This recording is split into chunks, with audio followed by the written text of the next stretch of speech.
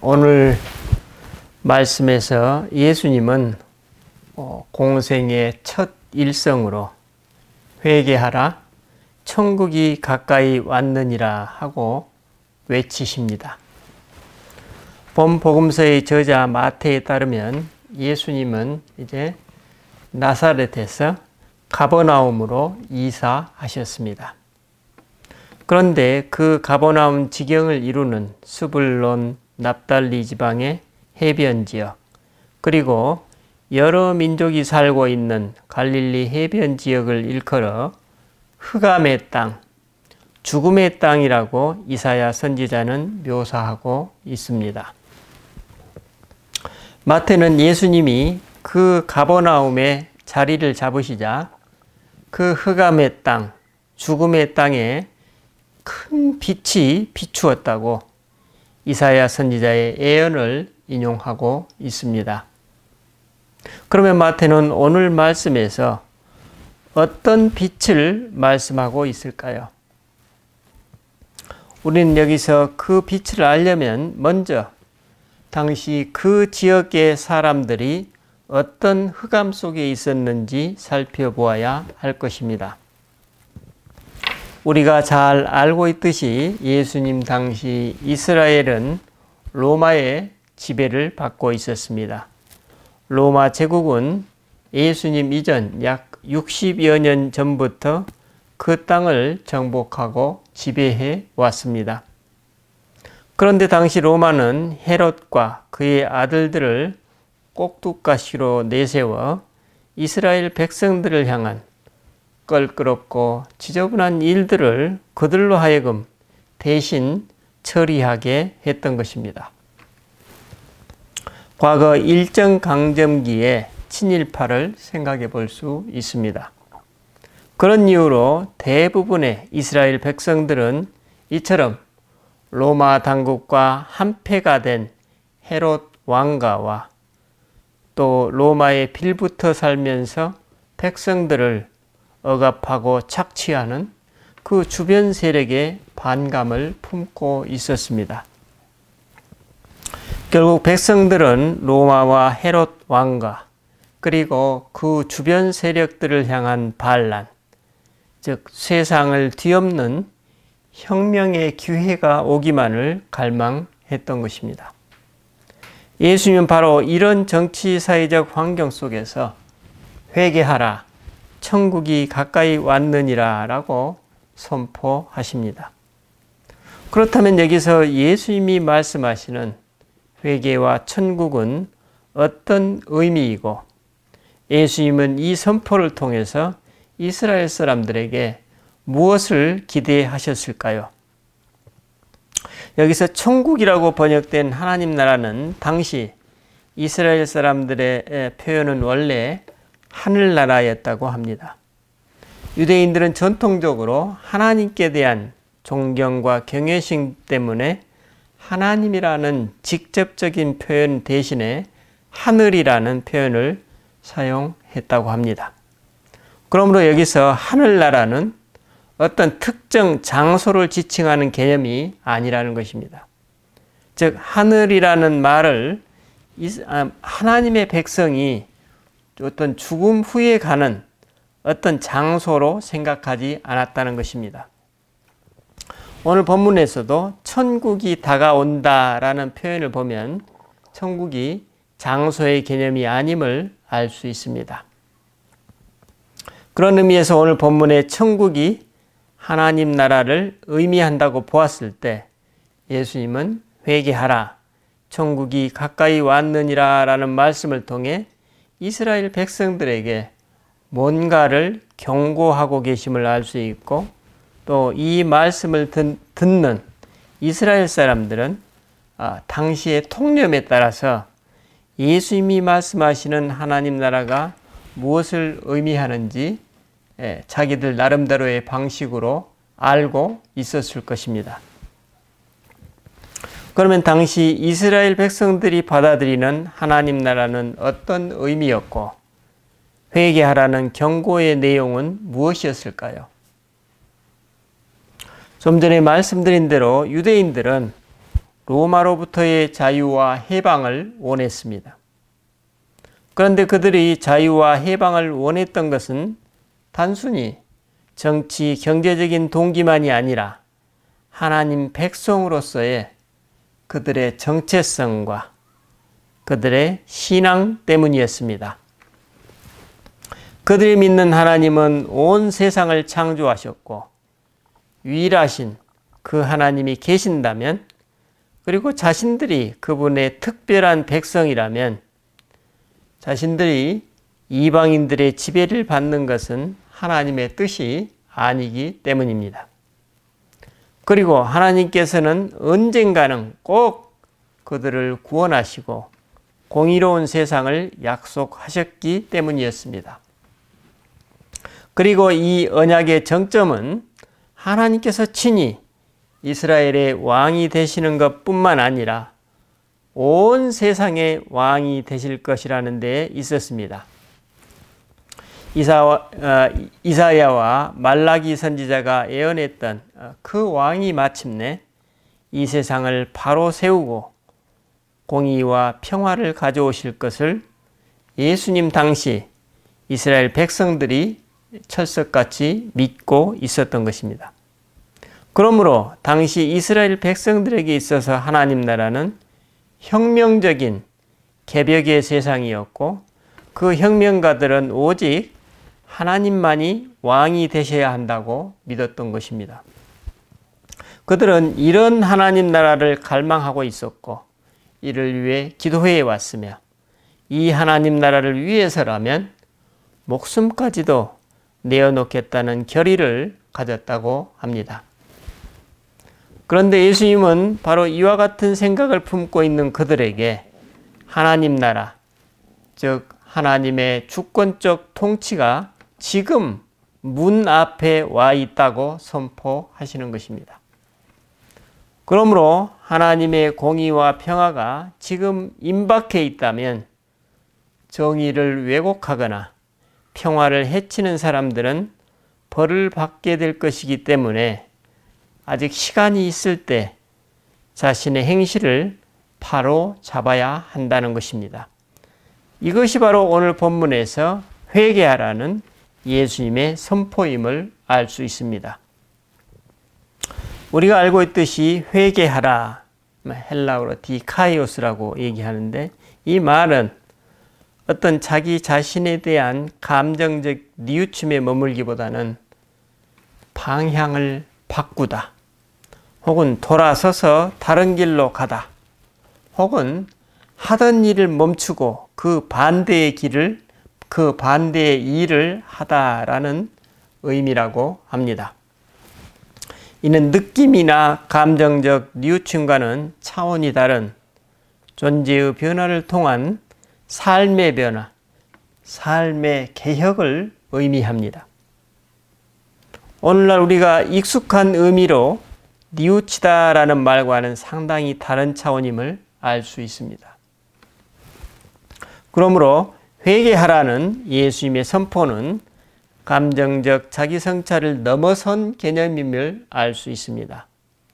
즉 정작 중요한 것은 감정적 느낌, 즉 내가 내 자신을 어떻게 느끼느냐가 아니라 이제 내가 무엇을 하느냐의 문제라는 것입니다.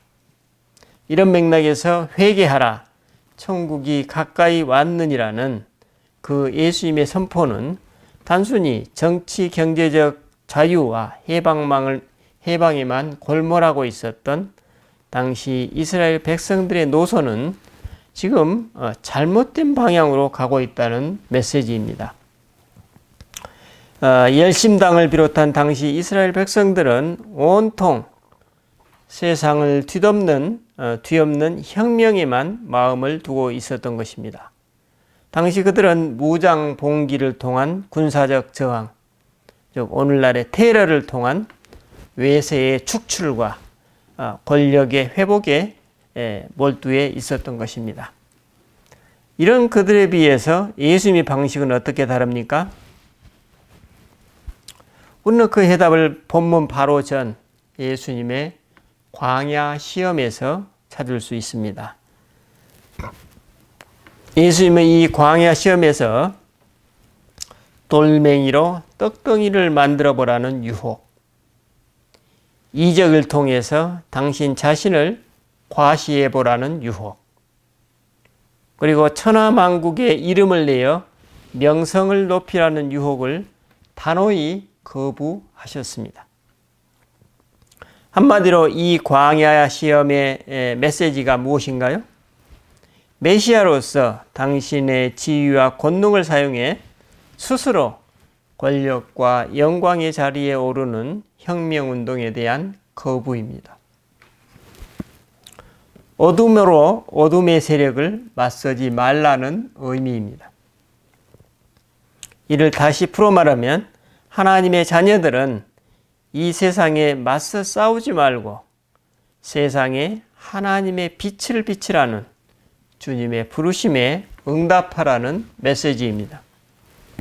바로 그런 의미에서 마태는 예수님의 오심을 본문 15절로 16절에서 다음과 같이 전하고 있습니다. 스불론 땅과 납달리 땅과 요단강 저편 해변길과 이방의 갈릴리여, 흑암에 앉은 백성이 큰 빛을 보았고 사망의 땅과 그늘에 앉은 자들에게 빛이었도다. 그렇죠. 마태는 예수님의 이 초기 사역이 어둠 속에 있던 사람들에게 갑자기 호련히 큰 빛으로 다가왔다는 그 이사야서 9장의 묘사를 인용하고 있습니다. 그러므로 예수님의 회개하라는 메시지는 당신들이 지금 추구하는 것처럼 눈은 눈으로, 이에는 이로 갚는, 싸우고 죽이는 방식은 하나님의 방식이 아니라는 것입니다. 그러한 방식의 혁명을 하나님의 이름으로 한다면 이는 하나님을 모독하는 행위와 같다는 의미입니다. 오히려 진정한 해방과 자유는 서로가 서로의 생명을 해치는 싸움의 방식이 아니라 빛과 평화와 치유와 용서의 하나님 나라를 향해 나아가는, 즉 빛의 방식으로 성취해야 한다는 것입니다. 그러므로 여기서 회개는 개인적인 죄의 성찰을 넘어서 서로에 대한 적대감을 내려놓고 보복과 보복이라는 악순환의 고리를 끊어버리라는 것입니다. 그것은 이스라엘 백성 자신들을 위해서, 그리고 그들이 대적하고 있는 세상을 위해서도 그렇다는 것입니다. 빛을 품어야 할 사람들이 어둠의 생각을 고집하게 되면 그들도 역시 어둠의 세력으로 전락할 것이라는 말씀입니다. 평화의 사람들이 전쟁을 고집하면 그들은 전쟁을 치러야 할 것이라는 말씀입니다. 세상에 하나님의 사랑과 용서를 가져올 사람들이 다른 사람들을 고집스럽게 미워한다면 증오와 갈등이 끊이지 않을 것이라는 말씀입니다. 이런 어둠과 혼돈은 하나님의 심판이라기보다는 오히려 그 당사자들이 자초한 일이라는 말씀입니다. 바로 그렇기 때문에 시간이 주어질 때, 하나님 나라가 오고 있는 이때 지체하지 말고 회개해야 한다는 것입니다. 어둠의 방법을 계속 고집한다면 바로 그들이 오고 있는 하나님 나라를 가로막는 것과 같다는 것입니다. 그렇다면 예수님의 이 말씀, 메시지 성경은 이렇게 번역하고 있습니다. 너희 삶을 고쳐라. 하나님 나라가 여기 있다는 말씀에 응답하는 사람들은 누구이고 어떤 모습일까요? 그렇습니다. 그들이 바로 다음 내용으로 이어지는 베드로와 안드레 형제, 또 야고보와 요한 형제들이라고 마태는 소개하고 있습니다. 그들은 어떻게 예수님을 따르게 되었습니까? 그들은 아마도 자기 자신도 모르게 그리스도의 빛에 압도된 것 같습니다. 어느 날 해변가에서 그물을 씻고 있을 때 그들은 예수님의 부르심을 받습니다. 그들은 바로 그 자리에서 그물과 배를 버려두고 자신들의 가족을 떠납니다. 마치 동화의 한 장면 같습니다. 그들은 그리스도의 빛이 무엇인지도 모르고 그것을 인식하지도 못했겠지만 그분의 부르심을 거부할 수 없는 자신을 발견했을 것입니다. 그들은 그리스도의 현존 앞에 놓여진 것입니다. 이것이 아니라면 우리는 이 장면을 설명할 수 없습니다. 그래서 그들은 바로 길을 돌이켜 예수님을 따라 나섭니다.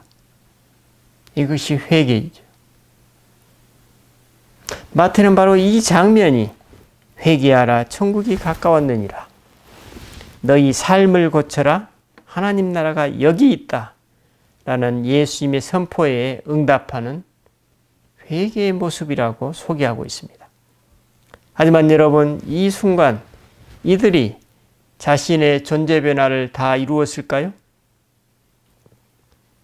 그렇습니다. 그들은 단지 그리스도의 이끄심에 처음으로 응답했을 뿐입니다. 다시 말하면 이제 말씀의 씨앗이 그들의 마음밭에 떨어진 것입니다. 그리고 이제 막 변화의 삶을 모색하고 있는 것입니다. 그렇다면 이들 마음밭에 말씀의 씨앗이 떨어진 후 이들은 어떤 존재 변화의 과정을 거쳤을까요? 마가는 이런 존재 변화의 과정을 마가복음 4장에서 예수님의 씨 뿌리는 비유로 설명하고 있습니다. 여기서 예수님은 길가에 떨어진 씨앗, 얕은 돌짝밭에 떨어진 씨앗, 가시떨기 속에 떨어진 씨앗, 그리고 좋은 땅에 떨어진 씨앗으로 나누어 말씀의 씨앗이 각자의 마음밭에 떨어졌을 때의 반응과 그 씨앗이 뿌리 내리는 과정을 설명하십니다. 우리는 예수님이 나누신 이 분류를 각자의 기질이나 성향에 따른 것으로 볼 수 있지만 실제 삶에서는 어느 한 가지가 아니라 이 네 가지의 상황 모두를 우리 각자가 거의 다 경험하게 됨을 알 수 있습니다. 즉 예수님의 말씀대로 우리는 씨앗이 길가에 뿌려진 것처럼 악한 영에게 그 말씀을 빼앗기기도 하며 돌짝밭에 떨어진 씨앗처럼 처음에는 그 말씀을 기쁨으로 받으나 환난이나 박해로 쉽게 뿌리내리지 못하기도 하며 또 어떤 경우에는 세상의 염려, 재물의 유혹과 욕심이 들어와서 말씀의 결실을 맺지 못하도록 방해하기도 하며 그리고 이 모든 과정을 우여곡절 끝에 잘 극복하는 단계에 이르렀을 때 비로소 우리의 마음은 옥토로 변하여 이미 많은 결실을 맺게 되었음을 알 수 있습니다. 왜 이렇게 말할 수 있을까요? 그렇습니다. 이 모든 변화의 과정을 겪은 사람인 다른 사람들이 아니라 예수님을 직접 가장 가까이 따랐던 제자들의 모습이었습니다. 여러분, 그런데 이 제자들과 다른 세상 사람들과의 차이점이 어디에 있습니까? 예수님은 마가복음 4장 12절에서 그 해답을 말씀하십니다. 이런 구절. 그들로 하나님과 하나님 나라를 보기는 보아도 알지 못하며 듣기는 들어도 깨닫지 못한다는 것입니다. 예수님이 이것이 바로 하나님 나라의 비밀이라고 말씀하십니다. 그러면 예수님이 말씀하시는 하나님 나라의 비밀은 구체적으로 무엇인가요? 하나님 나라가 여기 있다는 예수님의 말씀, 즉 그리스도의 현존에 내 자신이 개방되는 되는 것입니다. 여기에 바로 비밀이 숨어 있습니다. 내가 어떤 신앙 고백을 하고 어떤 신앙의 모습을 보일지라도 우리는 그리스도의 현존에 개방되지 않는다면 그것은 나와 하나님과의 관계가 무엇인지 다시 한번 돌아봐야 될 것이죠. 이것이 바로 하나님 나라의 비밀입니다.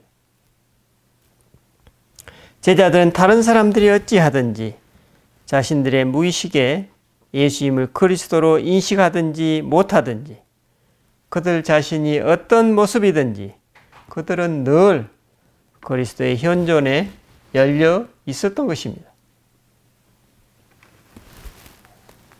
그러므로 그들의 마음밭이 옥토로 변화되기까지 이 모든 과정에는 그리스도께서 직접 그들을 가르치시고 그들을 인도하시며 심지어는 당신의 생명을 내놓으셔서 당신의 사랑과 하나님의 현존을 일깨워 주셨던 것입니다. 사실 제자들은 예수님의 십자가 사건 때 도주했었고 그래서 그분이 부활의 때에는 그들은 자기 비하에 빠져서 다시 그물을 잡았던 것입니다. 하지만 예수님은 그런 패배감 속에 그들에게 다시 찾아와 가셔서 넌지시 당신의 사랑을 보여주십니다. 그분의 그 관대함에 제자들은 다시 이제 얼굴을 들고 일어설 수 있었습니다. 이때야 비로소 그들의 마음이 옥토로 바뀐 것입니다. 어떻습니까? 우리는 여기서 한 사람의 존재와 삶이 바뀐다는 것이 얼마나 지난하고 어려운 일인지 알게 됩니다. 하지만 우리는 이 모든 과정에 대해 염려하거나 두려워할 필요가 전혀 없습니다.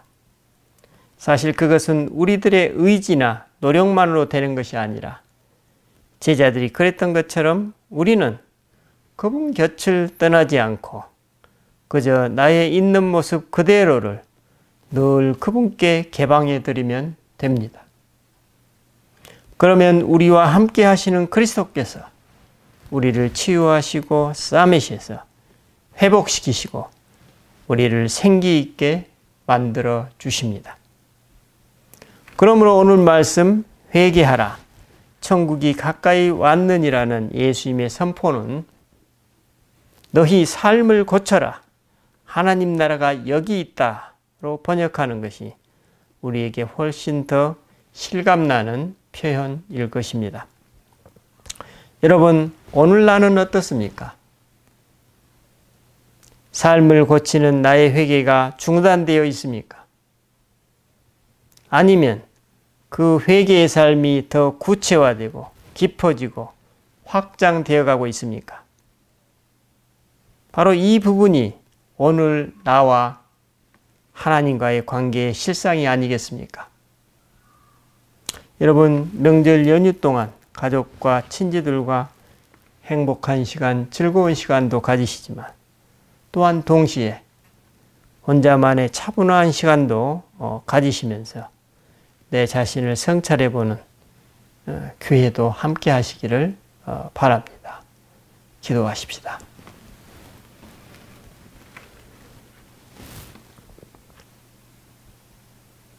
주님, 오늘 주님께서 우리에게 하나님 나라에 대해서 일깨워 주셨습니다. 하나님 나라는 우리들이 회개를 통하여서 우리 삶을 바꾸는 것이라고 말씀하십니다. 그런데 우리 삶을 그처럼 바뀌기 위해서는 내 자신을 늘 그리스도 앞에 개방하라는 주님의 초대가 있음을 발견합니다. 주님, 우리가 주님께 그러한 신뢰의 마음으로 내 자신을 개방하지 못한다면 우리는 끊임없이 내 자신에 대한 몰두 속으로 빠져들어서 어둠과 죽음의 삶 속으로 들어갈 것입니다. 그러나 주님께서는 오늘 말씀에서 오늘 말씀의 제자들처럼 내가 하나님을 잘 알든지 못하든지 또 나의 모습이 어떠한 상태에 있든지 있는 그대로 주님 앞에 내 자신을 내어놓으라고 말씀하십니다. 주님, 우리가 그런 신뢰의 마음을 갖게 하셔서 내 자신을 늘 주님 앞에 개방함으로 주님께서 우리들을 치유하시고 싸매시고 이끄시고 다시금 생기로운 생명체로 회복시키는데 우리가 기꺼이 동참함으로 내 자신의 삶과 우리 가족들과 이웃들의 삶에도 하나님의 생기를 불어넣는 하나님의 사자들로 우리를 복 주시옵소서.